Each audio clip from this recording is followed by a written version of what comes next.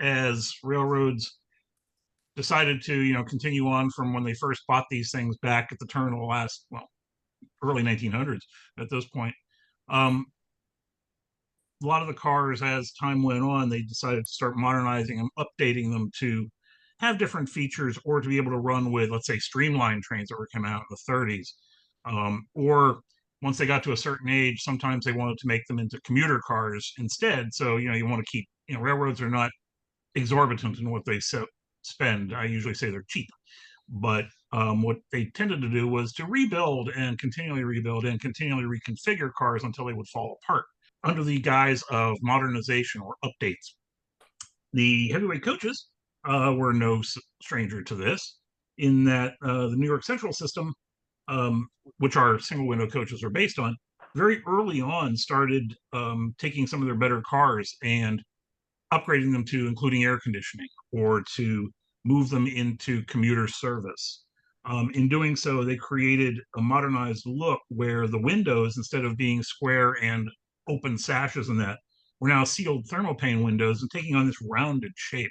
And the size of the cars now had more welding as compared to lots of rivets as they did before.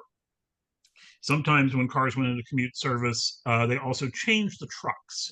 In general, when you're running on long haul main lines, most of the cars had six-wheel trucks to distribute the weight better and have a slightly smoother ride.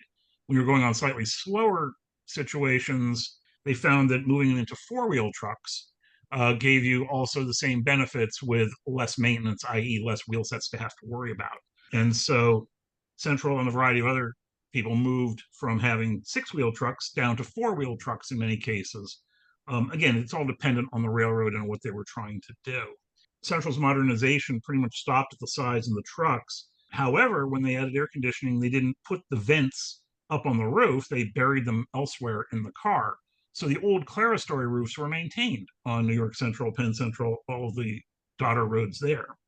However, roads such as Southern or Richmond, Fredericksburg, and Potomac actually vented their air conditioning up through the roof lines and made what was called a sheathed roof, or taking the old clerestory and wrapping sheets of metal across it to make them look more streamlined, but also to hide a lot of the new air conditioned features that they were putting in.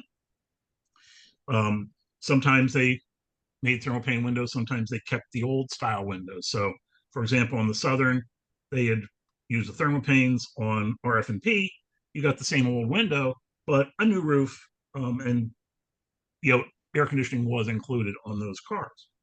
As we roll down, as I mentioned, we do have new trucks, which are also here, as shown on Boston and Albany. Now, B&A actually had the 6 and the 4 running at the same time. It was a slightly different car class, and indeed, both of these are offered in this run. And then Nickel Plate also put new trucks underneath when they started to move things between operational classes. The nice thing about this is that these updates that we've done allow you to do a lot of cut and paste. So, for example, if somebody had the sides but not the roof, you can do that. If they had the roofs and not the sides, you can do that. So this opens up a lot of what the railroads themselves did in modernizing cars. It allows us to do the same thing and utilize the tooling that we presently have, i.e. the cores and the interiors and what have you, in a brand new way. And so in this run, we have, of course, the New York Central schemes of NYC when they first started doing it, and then Penn Central, which they still kept running until that fell apart. Southern, RF&P, Boston and Albany, Nickel Plate, and in these cases, I kind of limited the first run here to like the ones that were converted over for commute service. So you'll see a little C on the sides of those. Central had a variety of different ways of describing what state their cars were in. Sometimes it was lettering on the sides, sometimes it was just in their plan books. And again, another shout out to the Central Historical Society for providing a bunch of information to help us do this, but also, being very interested enough to allow us to do some really, really nice things. So yeah, so it's a pretty nice mix all around the country.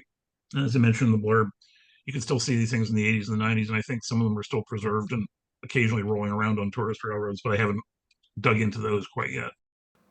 For more information or to find a dealer near you, visit shop.atlasrr.com.